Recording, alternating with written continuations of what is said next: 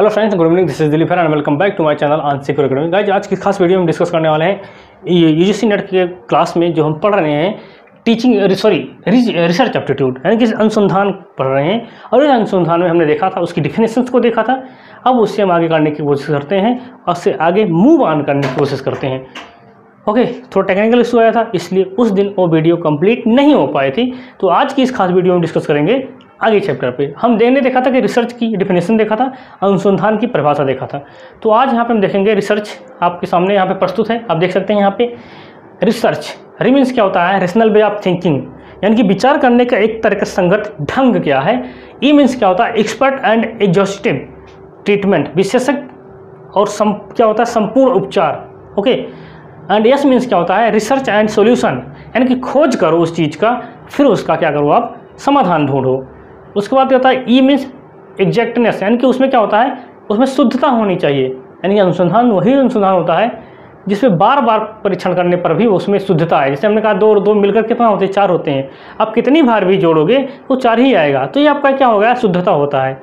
फिर एनालिसिस होना, यानी कि उसका विश्लेषण किया जाना चाहिए। जैसे अगर हमने कह दिया कि 2 और 2 भैया मिलकर 4 ही होते हैं, ठीक है।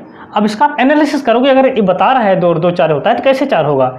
1 2 यहाँ पे कर लिया, प्लस 1 2 यहाँ पे 4 कर लिया। अब आपने कहा 1 2 3 और 4, हाँ 4 ही आता है। अगर इसको जोड़ोगे तो भी 4 आएगा, अगर इसको जोड़ोगे तो भी 4 आएगा। यानी किसी तरह से आप जोड़ोगे तो कुल मिलाकर 4 ही आएगा। तो इनको आपका शुद्धता हो गया।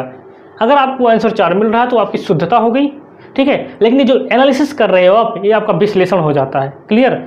और आपने जिस वर्ड ढूंढा था, ये आपका क्या हो जाएगा? सर्च एंड सॉल्यूशन, यानी कि आपने सर्च किया उन चीज़ों को, 1 2 3 4 आपने बोला, ये सब लेके आया 2-4 वस्तुओं को, फिर आपने जोड़कर उसका समाधान निकाल लिया आपने। Is that clear my point? Relationship of facts, यानी कि तथ्यों का संबंध होता है। हाँ बिल्कुल जी, ये फैक्ट ही तो है 1 2 3 4, जिनको जोड़कर हम रिलेशनशिप बना रहे हैं। 2 और 2 बनाकर 4 बना रहे हैं। तो यानी कि relationship of fact, that is the तथ्यों का संबंध। ओके, सिर्फ for critical observation, careful planning, constructive और एंड कंडेंस्ड जनरलाइजेशन, ये सारी चीज़ें इसमें आ जाती हैं। आप उसका अवलोकन करते हो, सावधानीपूर्वक उसका योजना बनाते हो, रचनात्मक आवृत्ति करते हो और संघनित सामान्यीकरण करते हो। तो ये सारी चीज़ें आप तो यहाँ पे कर ही रहे हैं। बात करते हैं एच की, तो ऑनेस्टी एंड हार्डवर्क, इसमें आपकी सत्यनिष्ठा और कठिन परिश्रम होता है। शोध इतना आसान नहीं है कि जी आप मतलब आध घंटे में करके आप कंप्लीट कर दो। शोध के लिए एक लंबा समय लगता है, ओके, जिसमें आप एक रिजल्ट पे आते हैं। शोध क्या होता क्या है? पहले से खोजी गई चीज़ पे आप शोध थोड़ी करोगे, आप उन्हीं चीज़ों को शोध करोगे जो नए नए। आप इनोवेशन, शोध का मतलब क्या होता है? इनोवेशन, यानी कि आविष्कार।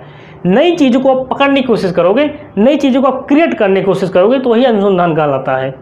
Is that clear my point? आगे बढ़ने की कोशिश करें तो just wait for a moment guys, I will move forward and today I will teach you what is the exact meaning of research. Okay, just you have to wait here.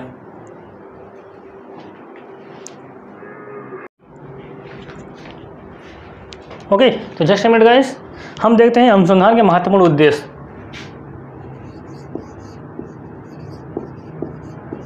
अनुसंधान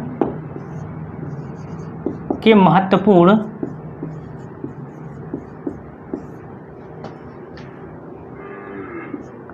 उद्देश्य।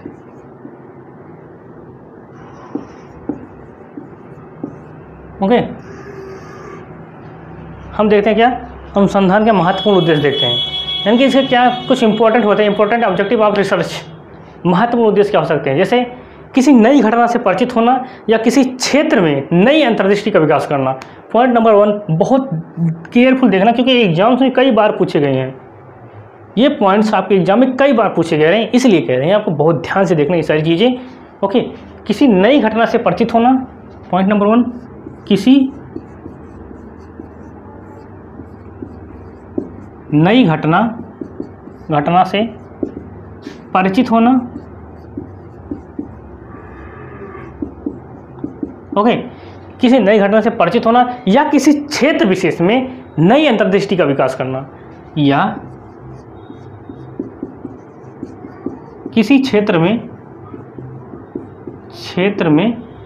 नई अंतर्दृष्टि का क्या करना? विकास करना। नई अंतर्दृष्टि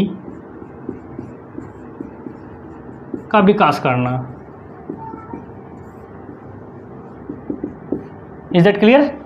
दूसरा क्या, वर्तमान ज्ञान का संश्लेषण या अन्वेषण करना।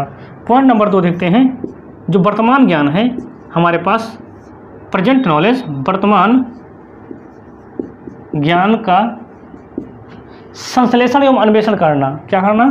संश्लेषण एवं अन्वेषण करना,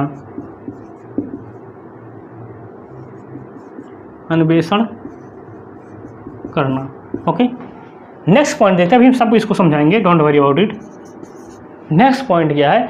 वर्तमान परिस्थितियों की जांच करना एवं समस्याओं का समाधान करने का प्रयत्न करना।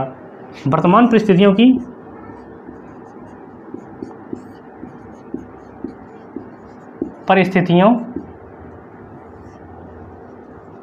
वर्तमान परिस्थितियों की जांच करना, ओके। क्या करना? वर्तमान जो परिस्थितियाँ जो कि प्रेजेंट में चल रही हैं उसकी जांच करना एवं समस्याओं का समाधान करने का प्रयत्न करना। कुछ टेक्निकल इशू के कारण थोड़ा प्रॉब्लम्स आ रहे हैं, बस इसे हम बहुत जल्दी सही करने की कोशिश करेंगे। हमने देखा कि किसी घटना से परिचित होना या किसी क्षेत्र में अंतर्दृष्टि का विकास करना।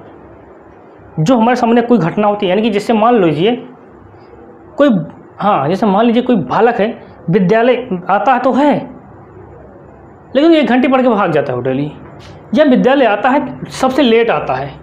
अब हमारे सामने एक नई प्रॉब्लम्स आई हैं, नई घटना आई है।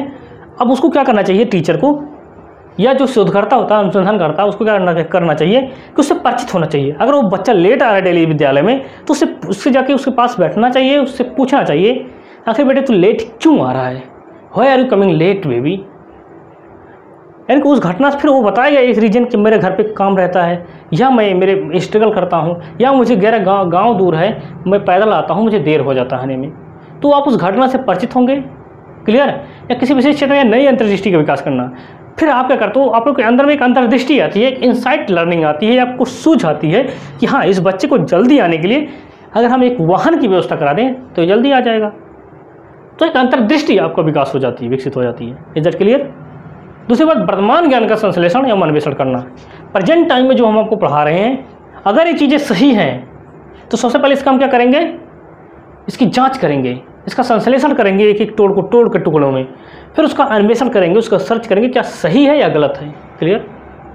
वही चीज़ इस पर लागू होती है कि वर्तमान परिस्थितियों की जांच करना एवं समस्याओं का समाधान करना। अगर हमारे सामने कोई परेशानी आ रही है, कोई समस्या आ रही है, तो सबसे पहले उसकी जांच करना चाहिए, अगर ये प्रॉब्लम आई कैसे, अगर आ भी रही हैं तो उनको समाधान करने की कोशिश करना। जैसे हमने कहा मैथ का जो बच्चा लेट आता था, क्यों आता था, पहले उसको पता करते हैं, फिर उसकी समस्याओं का समाधान ढूंढते हैं। इसी तरह से समस्याओं का समाधान करने का प्रयत्न करना। दूसरी बात करते हैं सामान्य मुद्दों का विश्लेषण करना एवं अन्वेषण करना।